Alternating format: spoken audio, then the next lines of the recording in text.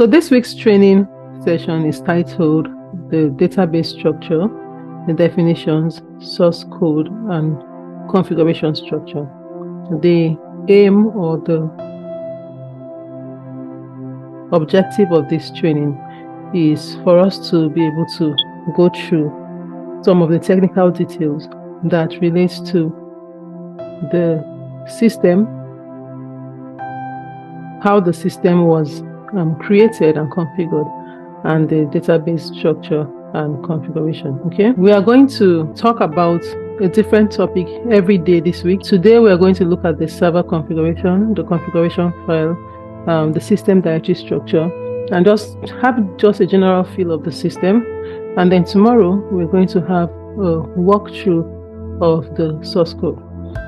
On Wednesday we are going to continue with the source code walkthrough, and on Thursday we are going to look at the database and the tables on the system, and then on Friday we're going to end by looking at the data and the encryption that was used.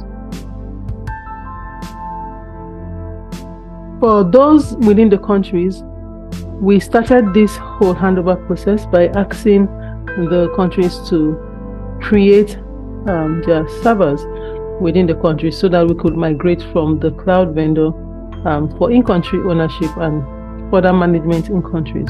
Now these servers were created, and I was granted SSH and VPN access to the servers to be able to configure them and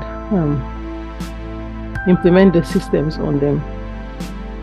This system was first implemented in 2018 across all the islands, and since then it has been used at different levels in the different countries, and we have maintained the virtual private cloud vendor DigitalOcean.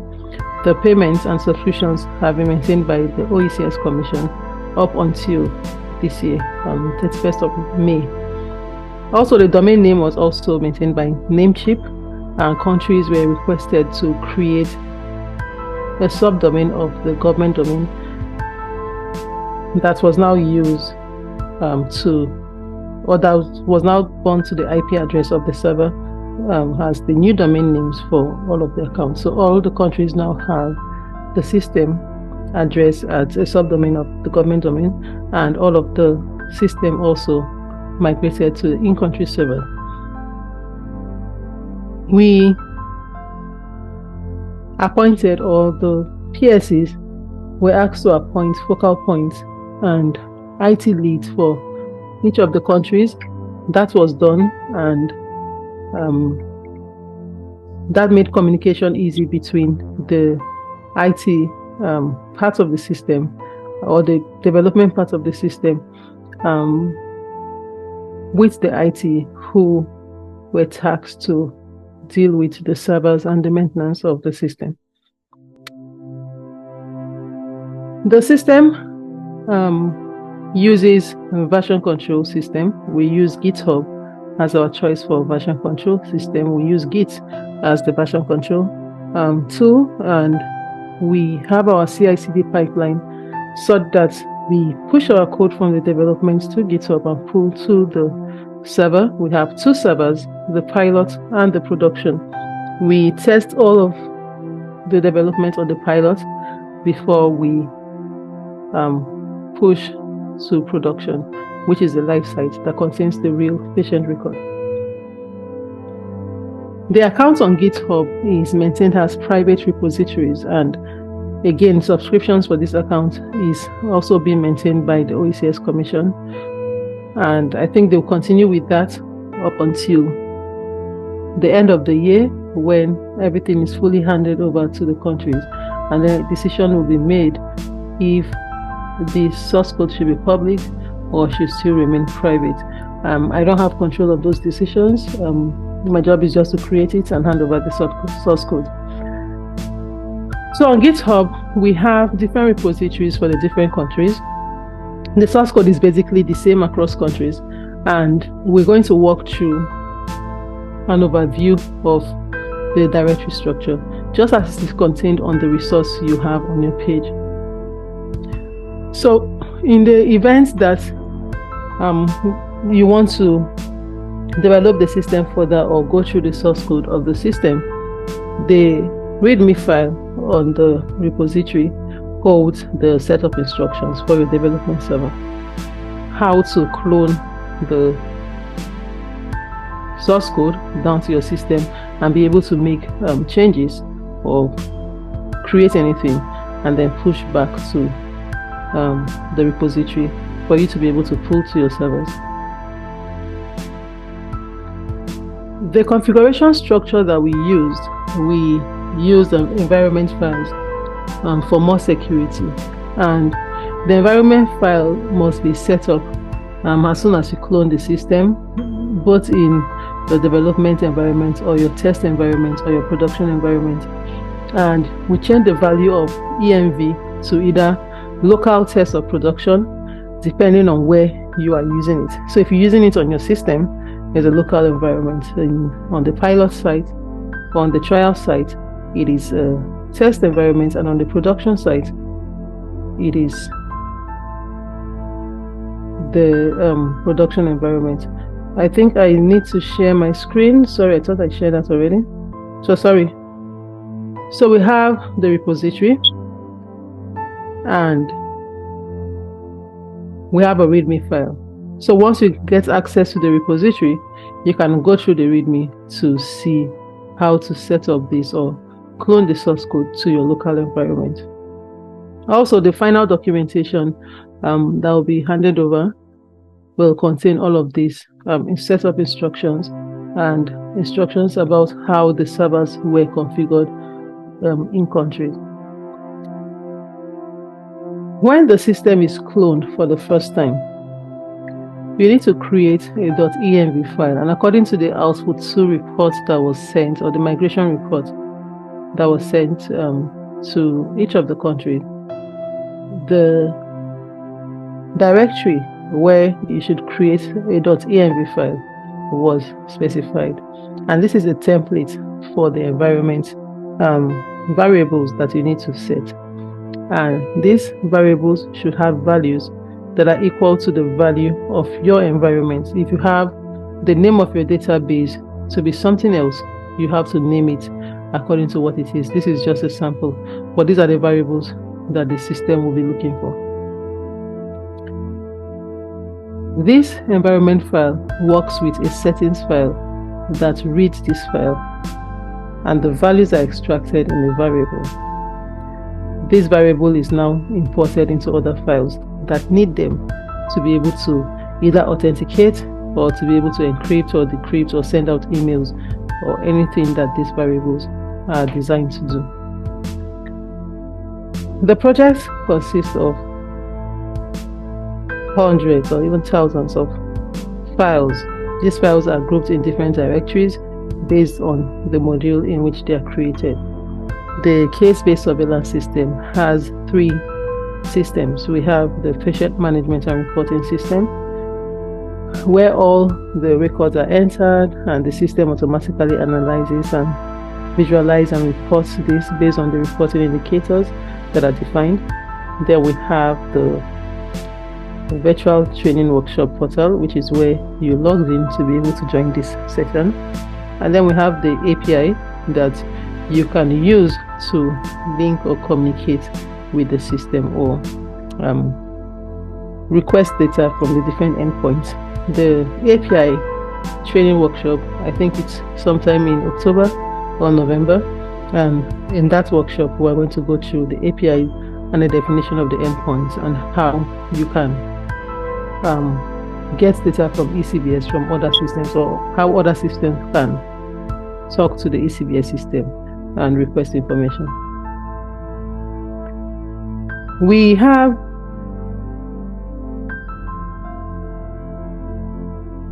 a CI/CD pipeline that was built so that we don't break things when we make changes. When I make changes on my development environment, I just want to push to the repository.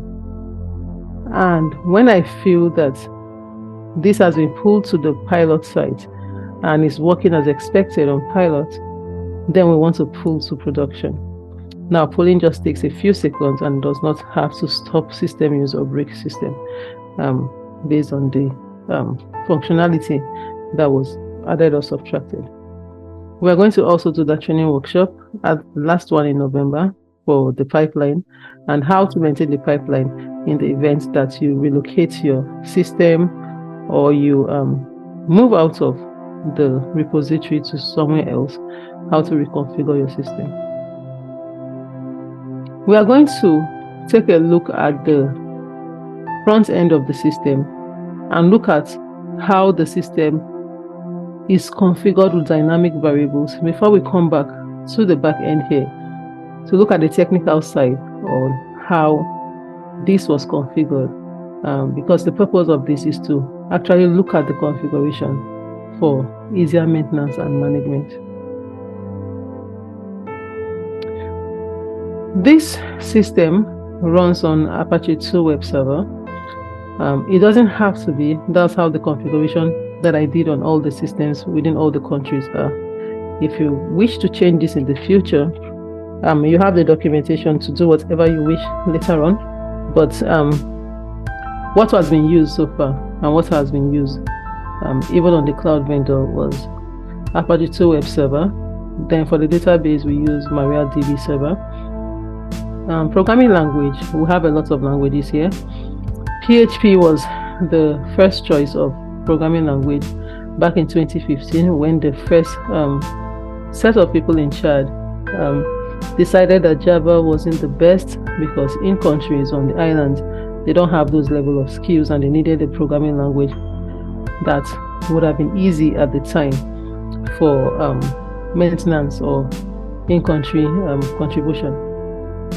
And so the system was rewritten from Java to PHP at that time and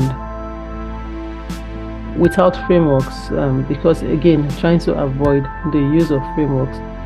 Because of the kind of functionalities and the scope, one, we don't want to be limited by the boundaries of the framework, and two, we don't want to be tied to a framework or having a lot of packages and things that we don't really need on the system, or having ourselves exposed to any of the vulnerabilities that come with this stuff. Another reason was that people who have different levels of skills and different frameworks that they use. And in the world of IT in these days, people learn the framework and not the language, and then they have difficulties doing anything complex or outside of the framework that they have learned. And using the language was now the first choice, so that when anybody knows the language, it doesn't matter what framework they know, the program was written just in the language without the use of frameworks. We also use Python for the API. All microservices here are built with Python, and the reason for Python is it works better with API and scientific analysis also. So that was best to create any dashboard of any form. We did other configurations like editing the Apache configuration file to be able to point to the index file of the application. We also configured the virtual host for each of the servers to be able to also point the ports 80 and 443 for both HTTP and HTTPS to the application. And we also have the environment file created on each of the servers, as environment files are not actually pushed to the repository, but they are files that reside only on a system, on either on a development server, on the test, or on the production server. And so it is on these servers that environment files are created, and then the variables are set and with the values that matches the values that the environment has for the different variables. Is there anyone with any question before we look at that front end part?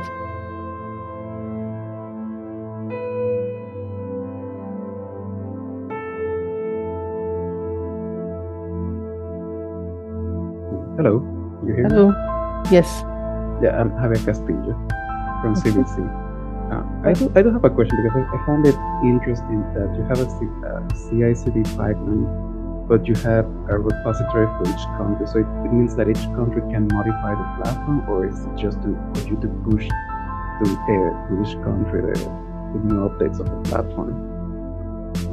No, so we have separated at this stage. Each country can modify their own source code without affecting another country. So that's why every country has their own repository. Okay, got it. Yeah. Thank you. All right. So before we look at the back end, let's look at the part of the system that relates to the scope of today's zone and to the IT.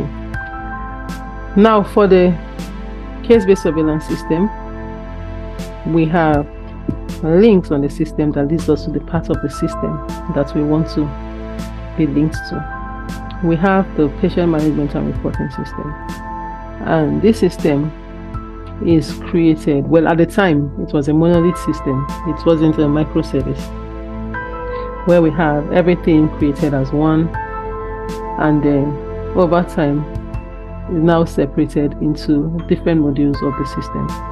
Now, the patient management and reporting system holds 3 modules. We have the administrator module, which is the module that is used or that holds all of the functionalities of the admin person, and the admin person's functionality, or the admin person's tasks, is what we are going to look at shortly. We also have the developer module. This module belongs to the virtual training workshop platform, and this module is just like the administrator of the patient management and reporting system, but this time the developer is the one who configures the training platform and creates training workshop and all that. The facilitator is the one who configures the workshop, attendees to the workshop, and all of the assessments for the training workshop.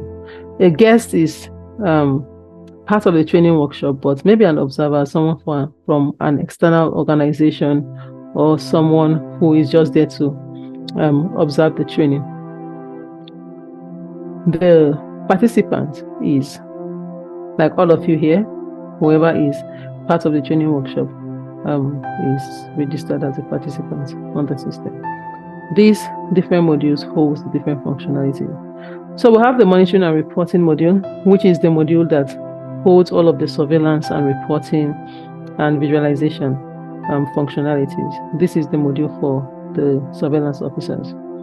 And we have the screenings and management, which is the largest module of the system that holds everything from client registration, birth, antenatal, down to death, prescription labs, and everything comes in the screening and management module.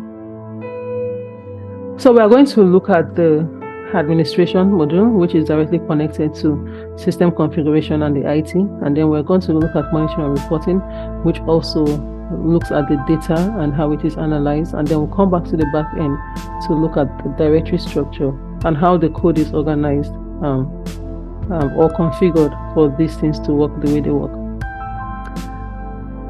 So for an administrator, the client or the user has to have an account on the patient management and reporting system. So I'll log in as an administrator here.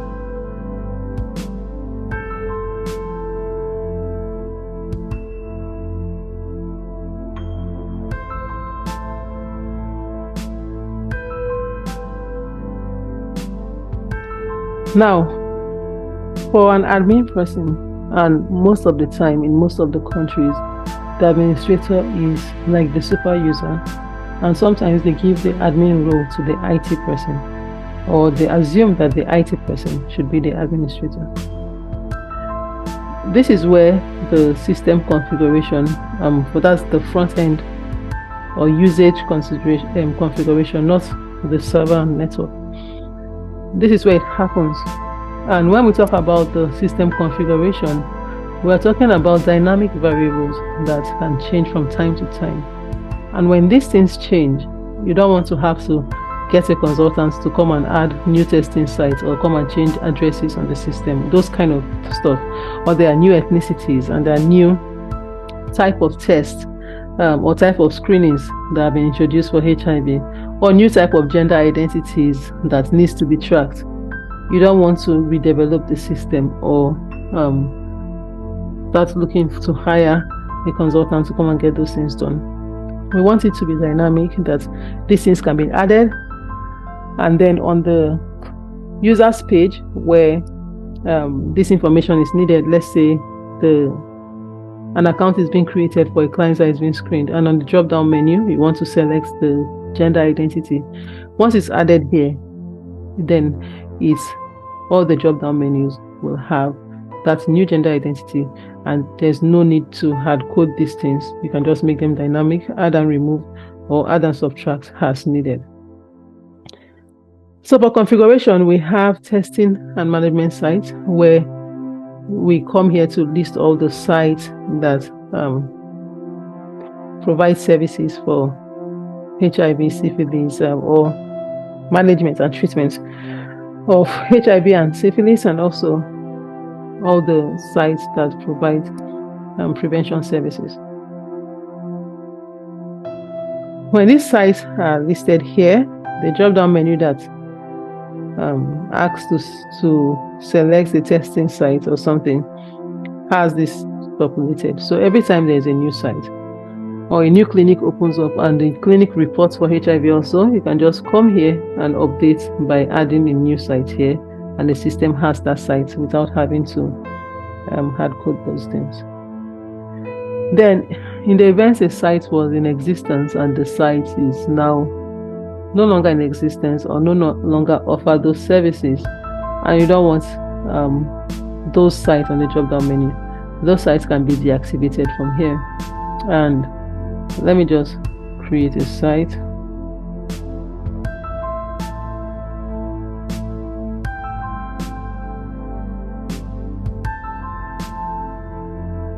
So in real world scenario, this is going to be the name of the site, not the name of the country.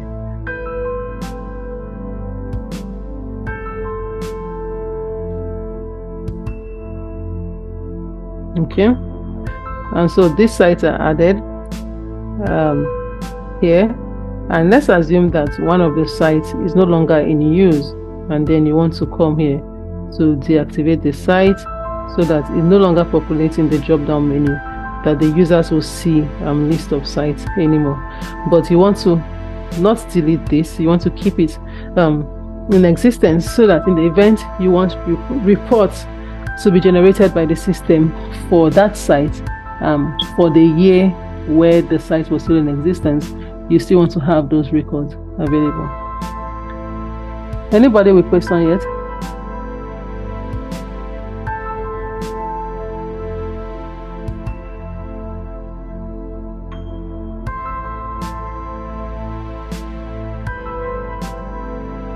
Okay, so we have ethnicities where we list the ethnicities that exist in the country. And why ethnicity is dynamic, at least we know the ethnicity that exists in each country, but the purpose of this is the reporting indicators for most of these reports does not look at the ethnicity that exists within the countries. It looks at the ethnicity of anybody that is screened. So Caribbean is a high tourist place where sometimes the screening is for tuberculosis, and I know for most countries tuberculosis screening is part of immigration screenings. And in the event that they begin to have, let's say for instance, a particular island begins to have a rise in tuberculosis cases, they want to be able to tell where this is coming from, either the health district or the parish or the ethnicity where it's coming from. And if, for instance, we have an influx of a particular ethnicity, let's say at the time in Dominica, there was a lot of Chinese and Haitians coming into the country, then that should be listed as, their ethnicity should be listed here, because they are all going to be screened at one point or the other. And then if these cases are imported, then it will be easy to see that they are imported cases and they are not things from the island. Is it about trying to change the screening or the kind of intervention in order not to bring these cases? So these are the reasons why things like this exist for configuration and for easy addition. And this is why ethnicity is part of the dynamic variables on the system. Also, health district. I don't think it's that frequently new government will come and start creating new health districts. But in any case, it's always good for those things to be dynamic, so that if there's a renaming, for instance, of a health district or something, that can be added and subtracted, or the names can be changed and updated. Then also for parishes too, within the countries. Then you can also made a gender identity list dynamic. While we have the predefined list of gender identities, we know that there are more lists than this. So sometimes we have gender identity that maybe we've never heard of before, or it's just new and came up. Those can easily be added, and the drop-down menu to select the gender identity of the client will have that new gender identity that has been specified. Then we have the pharmacy list, where we can list the pharmacy. So if a new pharmacy that dispenses ARVs, or is part of a pharmacy that reports for the project, then you want to list the pharmacy here, so that the dispense and the prescriptions can also be tracked for that pharmacy. We also have the drug and treatment regimen. This again is another dynamic variable where you can know the number of clients on first line treatment, or the number of clients that are now on continuation phase tuberculosis and all those kind of stuff. This is where we specify the different treatment regimen, so that when the doctor's note selects the plan and select the treated regimen, the system can effectively or accurately calculate or give that figure that is asked in the reporting indicator for the number of clients in the different drug regimen category. Then we have the vaccine list. This also is important for the antenatal part of the system, where we list all of the vaccines that the unexposed infant is supposed to have, and vaccines that the pregnant lady is supposed to have. And so the drop-down menu will have these vaccines populated. In the event that they change, they rename, or they add new ones, then they can be added here, and the admin can easily add them, and the drop-down menus will have them. Then we also have that for the screening list. So this is where I think what all countries did was got an exhaustive list of all the type of screenings that are done in the labs on the island, and even those that they frequently send overseas, and wrote them here, so that in the doctor's plan, the type of screenings or the plan for the screenings or lab evaluation can be selected, and to just have all of the screenings there. If there's something new that needs to be added, like if the standard of testing changes and there's a new type of tuberculosis test in the future, that should just be added here, and there'll be no need to hard code these things in the system or rebuild or redevelop the system. Then we also have that for test modalities, I think, and this was a UNH requirement, where we have different testing and treatment indicators where they look at the test modalities. Is it via an outreach testing? Is it via confirmatory test? Is it an antenatal test? They have different codes or different modalities for the different tests that you can specify here, and in the event that particular modality was not monitored and is now a requirement to be monitored, you can easily add the test modality there. So I don't know what the purpose of this is, but what I understood was that they want to be able to tell if they're getting more testing from outreach, or from maybe any mobile setup where people just come and pass, or from the blood bank, or they're getting more testing via antenatal or via maybe high school programs and all that. The test modality will give that information when it is selected during screening. Then we have the vaccination schedule, and this is also to keep people on track on when vaccines are due for the different vaccination series that exist. Okay, so that will just provide a guide for the different vaccines that needs to be taken. So every time there's a new vaccine, it can be added here, so people will know what the schedule of the vaccine is. We have other things that we use for the analysis part of the system, or the reporting part of the system. Like, there's a report of how many, or the number of HIV screenings per 100,000 population, or the number of live births per 1,000 population. For the system to effectively, or to calculate this kind of algorithm, it needs to know what the population actually is. So for this, the system collects also the national census population, and it categorizes this by sex and age group. This is where this census population data is entered, and we don't need to enter the population of all the census that exist. So for instance, let's say the census is done in a country every 10 years, and we have a census population for 1980. And maybe there is no record on the system for 1980. Maybe our earliest record on the system is maybe in 1995. You don't want to bother entering the census population for 1980. If you have an earlier one if you have a census population for 1990, so the system is going to use the last census population before the reporting year, or at the reporting year, but not after. So when we have census population for 1980, 1990, 2000, and we are selecting records for,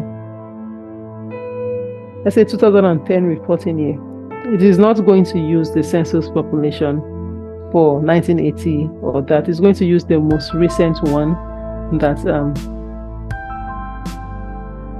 is just before the census population, or just before the selected reporting year. And so this is where that information needs to be entered for that analysis, or for that to be calculated. So we have the other variables that are not needed now, but might be needed in the future. But in any case, I have created that there for that data to be collected in the event we start doing that kind of reporting in the future. If you want to get screenings by different population or census division, or you want to do a kind of inferential analysis, for instance, trying to see the correlation of maybe the GDP or the health expenditure of the government with the rate of change of HIV infections, then that is when we need to collect things like economic variables, where the system can now look at the rise or fall in HIV and see if there's any correlation with any of these economic variables. If more education expenditure leads to lower, if there's like a correlation between them, lower or higher, or if there's no correlation at all. If that level of analysis ever is needed, the system can handle it. So we have other kind of information for those advanced analyses that are not needed now, but might be needed in the future. But in any case, they are on the system to be used when they are needed. Then, as the IT personnel, we can also export all of this configuration as any type of file that we want. You can print them and have them in the file in the event you're writing documentation or report to see the configuration done, or to leave a note to other staff to be able to easily hand over a file or a system to other staff for continuity. Okay. Then the administration module holds all the users and accounts functionalities, where the system users are created, where the user accounts are managed, the pharmacists are registered, the users of the system are attached to the different sites or health districts or health center that they work in, where we can retrieve missing unique IDs and also update personal information of the client. If a client walked into a clinic and the client's unique ID is not known or missing, but it is clear and evident that the client has an account on the system, then we use the find missing unique ID.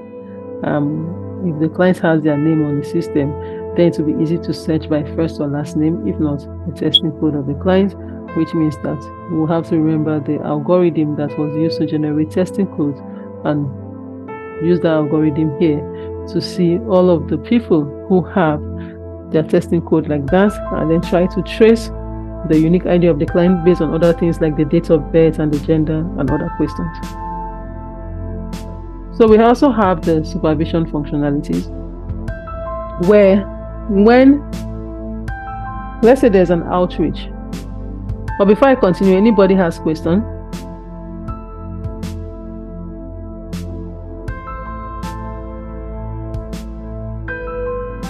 Hello, it's Javier again.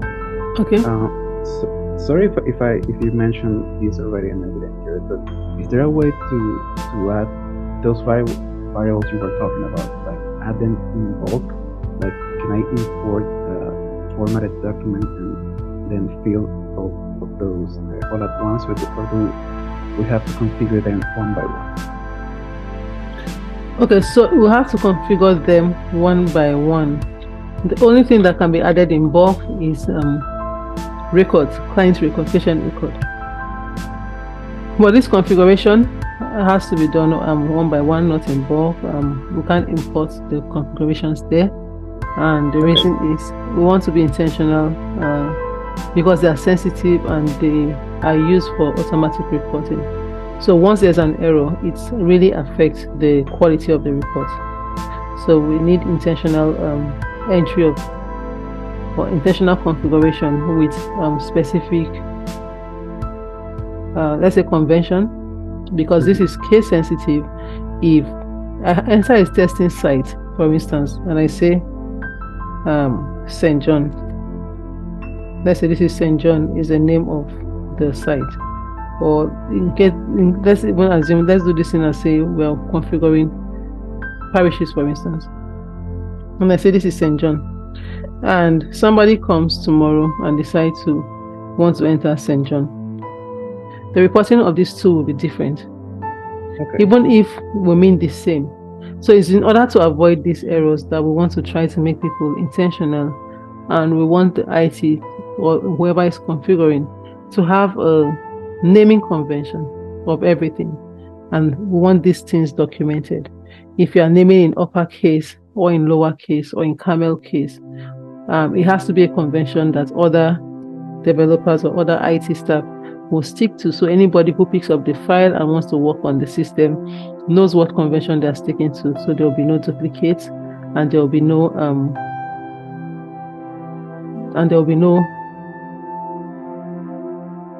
possibility of having wrong data or anybody having to merge two records together because they are supposed to mean the same thing. Okay, makes sense. Thank you. Okay. So they also have the supervision functionalities, where I know what I witnessed in some islands is they have outreach or test drives or testing days in some islands, in some health centers. And on those test days, if the supervisor has to drive 1 or 2 hours to get there to go through their paper records and see what they have done for that day, it's not as convenient and as coming to the system and selecting a reporting site and see what they are entering into the system. If there's any record, they'll see. If they come and it is plain, they can easily call whoever is supposed to be in charge there and say, there's no record, is there no test going on? And if there are records, they can actually click on the button will appear here against the record to see what was entered for completeness of the record, because when we talk so much about getting data, it's just not about the data, it's about useful data or complete data collection. So at that point and in real time, you can see what is being entered into the system and also check it for completion, and at that time be able to look at who is entering the record and maybe call the person to say something is not being done correctly, properly, or just to validate that the work that is supposed to be done at that time is being done and the system is being used. So this is where the supervision can happen, and then the supervisors can use this for many other things like just verifying from time to time that the staff at the sites that are supposed to be using the system are actually using the system, not on paper, just to verify. If they say they've been entering the records in the system, they'll be able to just filter by site to see if records are actually being entered on test days. Also, the same thing with care registration. There's usually a timeline between when someone is confirmed positive and when the person is registered into care, or when the person is placed on earth. Now, the supervisor can follow up to see someone who was confirmed positive, who was referred, and not yet in care, and be able to look at the timeline to say that this person was referred on a particular day. It is 1 month after. This person would have been in care since 3 weeks ago or thereabouts, and be able to call the referrer to follow up with the person to find out why the person is not yet in care, or try to follow up with the person and get the person registered into care for management.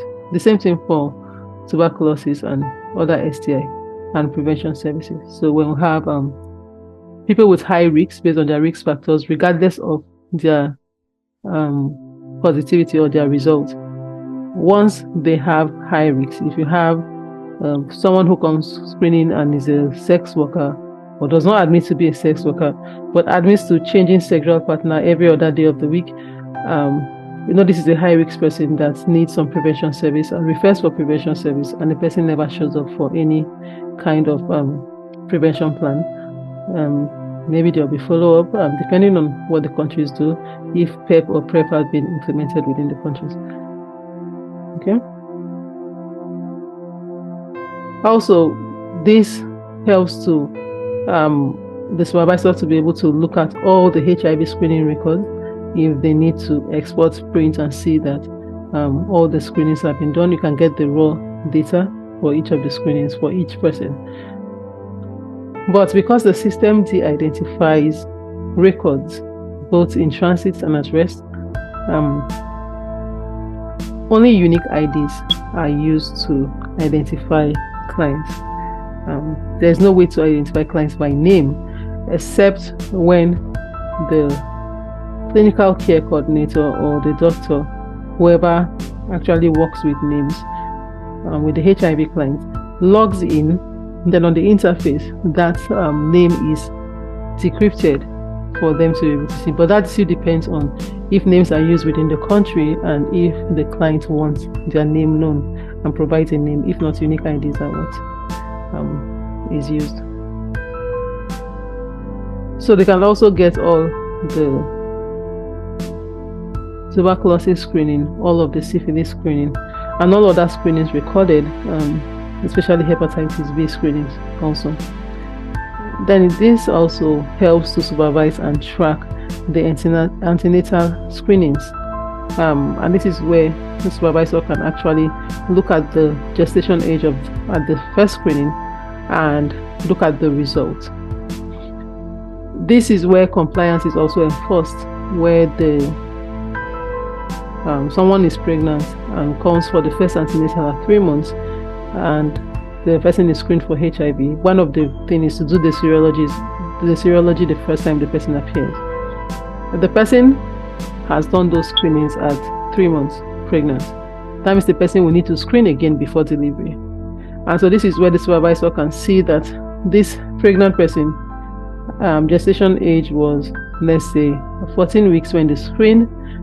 Based on the current date, the gestation age is 30 weeks. This person needs to be screened again before delivery, because it's more than 3 months before the delivery. So this is where dose supervision happens, where the supervisor can look at the records entered and talk to whoever is responsible at the site of screening to be able to remember to track that client to make sure the person is screened again if the person was negative on the first screening, or if it is more than 3 months. So the same thing for supervision of exposed infants, and also the TB screenings for the antenatal clients, and the syphilis screening for antenatal, hepatitis screening also, and every other serology that is done for antenatal screening. Then we look at exposed infant registration information also, I think, and this is the EMTCT requirements for validation, and these are their reports that the way they want it is the way it is on the system. So this can actually be exported as it is to be used for their reports. So you can get the exposed infant information from here also. Then prevention distributions can also be monitored, like the number of condoms given out, number of males that receive, number of females, also the number of self-test kits given out. And when these kits are given out, the home page of the system allows for anybody, the client, to just go to the site and record their self-test kits. They don't have to have an account on the system. They just record their self-test results. If there are people who have an account on the system, they enter their unique ID. This is recorded against their account. But if not, and they leave any notes or information, they can actually be contacted because the results will be recorded here. So I don't know how advanced the self-testing is within the countries, but the functionality is there for when it is being needed. Okay, so these are the functionalities for administration. This is the front end of it, where those things, configuration and all of those supervision things happen. There's also an issue with maybe internet outage or lack of devices or no internet in some testing sites.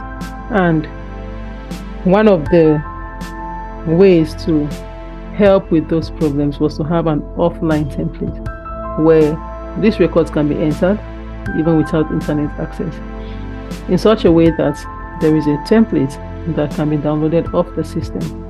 This template comes as an Excel spreadsheet or as a CSV file, and it collects all of the important reporting information, like the unique ID of the client, the date of screening, the type of screening, the result of the screening, and other risk factors and information. Now that same template, and the system only accepts the templates that was downloaded from the system. It's uploaded here, and information is stored where it is supposed to store. So they send those templates or those spreadsheets to maybe the program manager or one person who is designated to upload those information, and then that spreadsheet is uploaded, and all patient record that was on paper will now be on the system, and they'll be placed where they are supposed to be placed. So this is the front end, and we're going to now look at the part of the system that deals with all of this configuration, so that in the event of maybe reconfiguration, change of things change in the future, know what files to edit. So before that, I'll ask again if anyone has questions, and then I'll switch my screen over.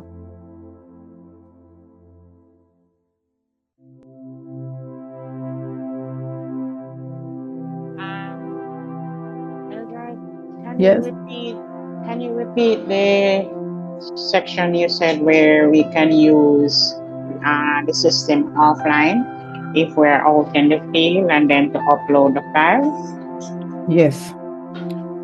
Okay, so the training next week for the end user training workshop, we're going to go into details on how to use the templates to enter client's record. Now, if you have a device, whether it's a tablet or a PC, and you are on the field but no internet connection, you can download the template here. It will be downloaded as an Excel file.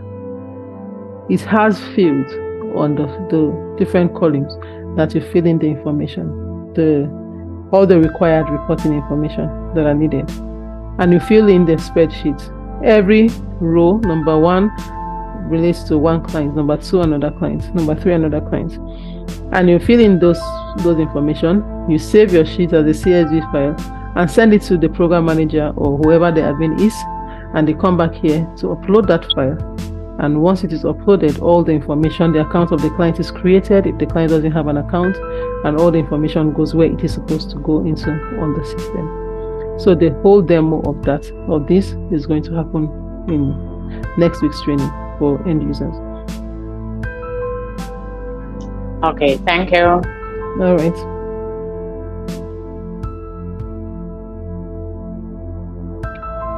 So the other side of the system that also relates to IT and using data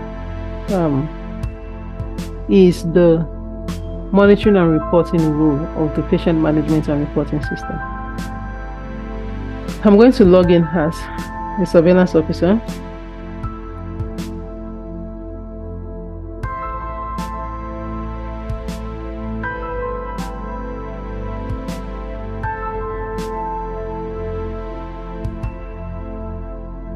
So this part of the system, there's no data on the system.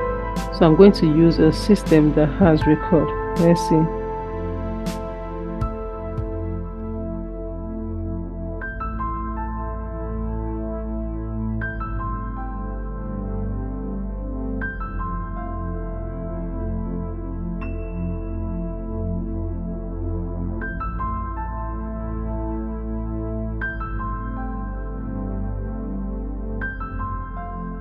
Okay, so let's log in as admin or as surveillance officer, sorry.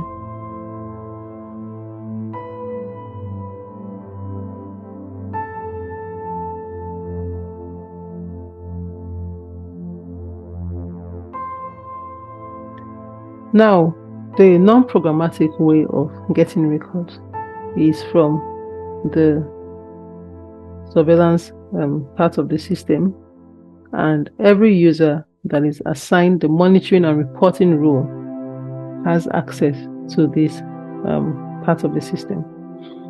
Now, this part of the system was created based on the reporting indicators that was given.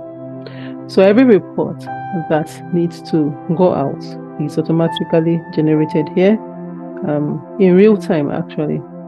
So in the event that you don't want to go through the stress of going to the database tables and trying to get export all of the data there and trying to start sorting them out and cleaning them up and trying to analyze these things and calculate what you need to calculate, this surveillance part of the system does this automatically, does the calculation. Now, one of the purposes of this is to allow surveillance officers, IT staff, or anybody who is not supposed to view client record or patient sensitive information or record, they can come here because this only deals with the figures, calculated figures. It does not expose no client information and does not identify anybody. So here you can come here to look at the different reports that we need to select a reporting year like that, and let's say we want for 2019 for instance, and then the system calculates all of the data that were stamped, or all of the results that the date of result was 2019, and calculates them and gives you the total number of people screened and disaggregates this by the different disaggregation that we want to know. And then you can also get these screenings, positive, everything in the reporting indicators actually generated here. You can look at the different age groups. Maybe those people are positive. You want to see both by age group and by sex. You want to get this done, or also the gender identity part of it. Or you want to look at the trend of positivity over a couple of years to see if we're going up, you're having a downward trend, whatever trend. This calculates the trend in the last 10 years all the time. We want to look at by test modalities, which is what we talked about. We look at these screenings that are done in government facilities or the ones that are done in the different places, and look at the results by different modalities. We can also look at these things by ethnicity, like I was trying to explain, to see the ethnicity that has most of these screenings done and the ethnicities that have most of the positivities, like that, for any kind of analysis or tracking of information. Then this is where tables can be exported. So instead of going to the database and export the different tables or different records and trying to sort things out, you can actually get the figures on different tables. The system calculates and generates tables here that you can actually export as CSV or any file format listed here that you want to be able to do whatever other analysis or visualization that you want to do there. Okay. So there are several reports here. There are also reports that deals with indicators that are just the exactly the reporting indicator sheets. We want to track different screenings and HIV positivity by different key populations. I want to see the number of MSM and the rest. They are here, and this visualization will just give you a visual of the risk behavior that is most prevalent amongst those that are screened, and then the risk behavior that is most prevalent among those that are positive. And from the visualization here, we can just see in that in year 2019, most of the positive people came from people with multiple sexual partners. What is going to be the next campaign strategy? So these are the kind of information that we get, and you can have data to support whatever you want to do. You want to decide we need to give out more condoms. Why do we need to give out more condoms?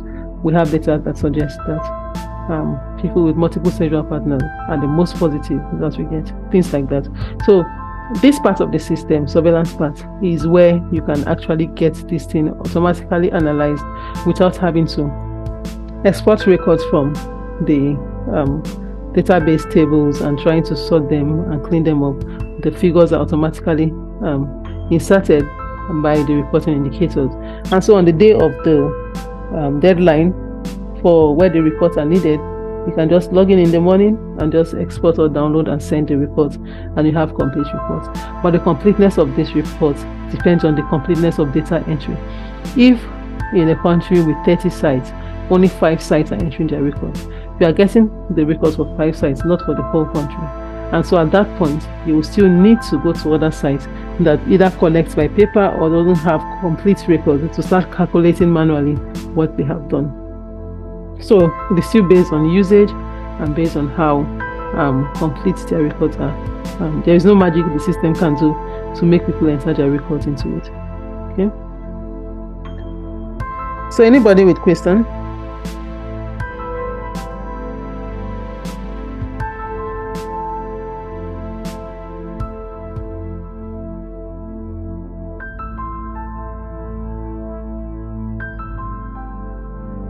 All right, so I'm going to switch the screen and we'll look at the back end part before we end this session for today.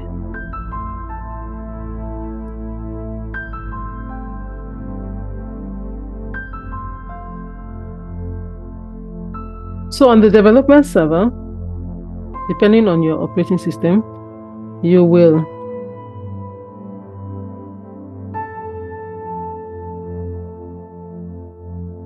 go to your server. Now, I said that PHP is the first language that was used to create the system. The major system is still in PHP. The API and the most of the visualization you see on the front end is what is done with JavaScript and Python. The other functionalities are all done with PHP, which means you need a development server on your system. Now, the development server, you can get MAM server or XAMPP server, since the combination we are using is Apache Web Server, we're using MariaDB, and then we are using MySQL, and then we are using PHP. So XAMPP server or a MAM server will work well. So you download this server for your development. That's not what you use in production. And we know that the htdocs directory is where you will clone the system. So I already have my system here, so I don't need to clone. For the different countries, the name of the file is not going to be CBS5 like this. For Antigua, it will be Antigua. For St. Kitts and Nevis, it's maybe SKN. For Grenada, it will be Grenada, and things like that. So the file name is named according to countries. When you look at your README file in your own repository, you will find that. So the general name I use for development is just CBS5, like that. And when we look at the root of this application, we have files that we have files and folders. The files at the root are mostly the files that controls the landing page, the page that everybody sees when you go to the site. But we have the manuals directory, where any manual I upload to the system, it's in this manuals directory. And it is from here that when you use the download link, you are going to get your manual to download and read as many times as possible. Also, the functionality that controls recording self-test. And when we look at the home page here, we can see that clients can just be on the home page and get a form where they can record their self-test. Have just these functionalities at the root of the application. The most important part, or the most important directory, is the, let me clear here,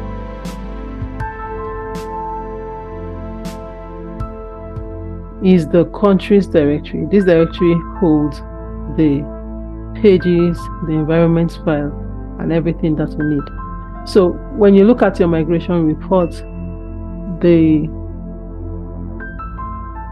directory to the different files that controls configuration and database is specified there, so that in the event you need to change this, or you change your database name, for instance, or you are using the system afresh, you have no records on the system, you want to change your encryption keys so that only you within the country knows your encryption key, then this is where you do those things. But you have to set your encryption key before you have records on the system.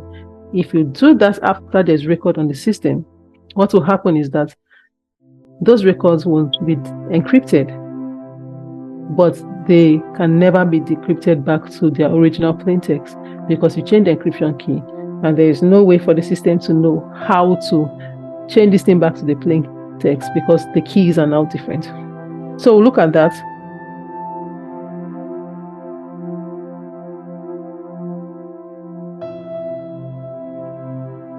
And here in this directory, we have the classes file, we have the dbconfig file, we have the settings file. Another file we have that is a hidden file is the environment file.env. This is the file I was talking about, where we set all of the environment variables. This is the one that controls. So this is a setting that resides on the system. This setting does not reside outside the system. These settings are included in the gitignore files. You don't push this to GitHub. These are the things you create on the server when you first configure the system. Now during the configuration, this has already been created, and your manual holds the directory and the template that you use to set this environment file. The name must be .env, and you have exactly the same variables there, but just set your values. Then we have the classes file. What I did here for classes is we did something such that you don't have to think about how to create a database and the different tables that are needed, or create models and so. We wanted a way to always check if a particular table exists in the database, and if it doesn't exist, we want to create that table. If we have default records that should be on that table, we want to automatically insert them. We have this classes file that uses a magic method to automatically check every time somebody is on the website. The first thing the site does on the back end is check if the database exists, check if the tables exist. If any table here out of the 241 tables doesn't exist, create that table. And I'll tell you why the design is this way. We want a way where if there's a new functionality, for instance, if we say we want to start screening for leprosy, for instance, and leprosy was not part of it from the beginning, and we want to start screening for leprosy, you just want them to add a form for leprosy on the system. And when they add the form, they need to add a database table where this data will go into. We want a way where they will just come here to write raw SQL statement, like the way it is here, that will just create. So they can just come to the classes file here and write a create table statement and put the table definitions. And whenever the site is, anybody goes to the site, there is a table for that functionality or for that new form to store the record. So you won't have to rebuild or build new tables or go anywhere. It's just a basic SQL command where we just create, define the table columns, and also insert default record if there are records that needs to go into the table. Then we use insert ignore, and we also use create table if not exists, so that if it exists, it does not recreate. If it doesn't exist, it should create it, and it should not give us an error. If the record is a default record that should be there, it should insert that record there by default anytime anybody is on the site. And if that record already exists, it should not do anything and not give us an error. So that's the thing with the classes file. Another configuration file we have here is the settings file. This settings file is the file that reads the environment file, and this is the file that is available on GitHub, and everybody can see this file. But you can see that the values of these variables are not exposed. The values are the things that are sensitive and they are not exposed. And so we use the settings file to read the environment file, that is a secret file that does not exist anywhere. And then we use the dbconfig file.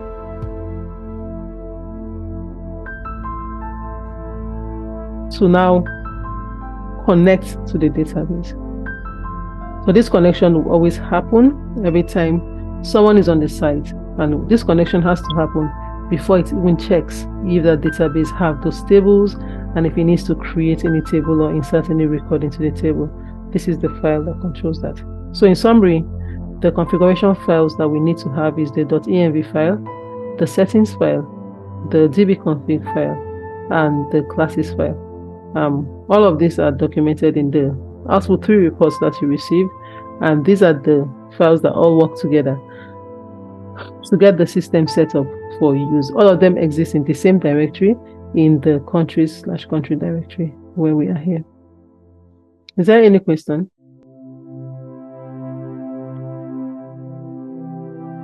Yes, I have a question about the env file. Okay. When you talk about the input key and the block size, what are you referring to? Okay, so I use AES encryption, right? And for AES, have you seen how the symmetric key algorithm works, where we have the same key encrypts and decrypts the record? Now, AES is the military grade encryption. I think that's what the US military still uses for encryption of classified documents. And how it works is you must specify an input key and a block size that this uses to encrypt that record and decrypt. The input key you have and the block size you have determines what the ciphertext will be, and that same input key and block size will be able to decrypt that ciphertext to the original plain text in the future. Once you change that input key and block size, the encryption will be different, the decryption will be different. Okay. Yes, I understand. Thank you. All right.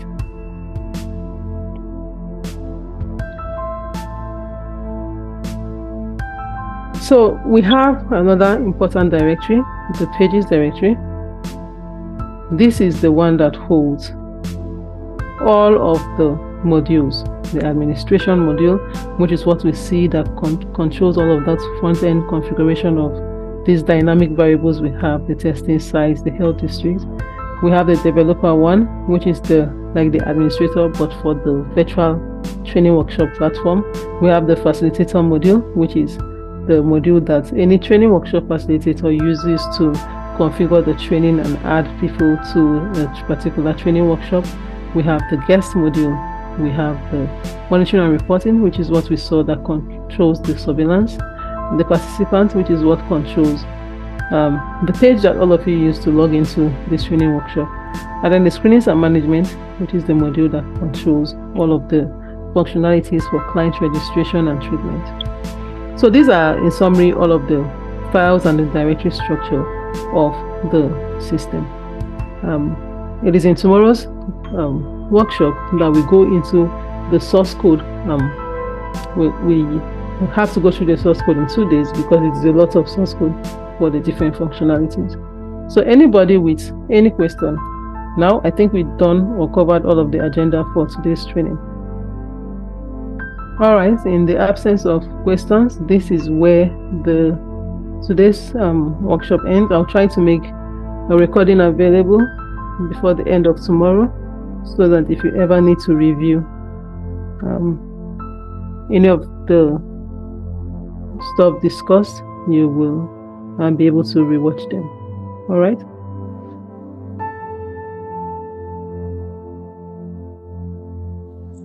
I'll await the recording. All right. As I can go through again. Okay. All right. Thank you, everyone, and have a blessed rest of the day. Thank you.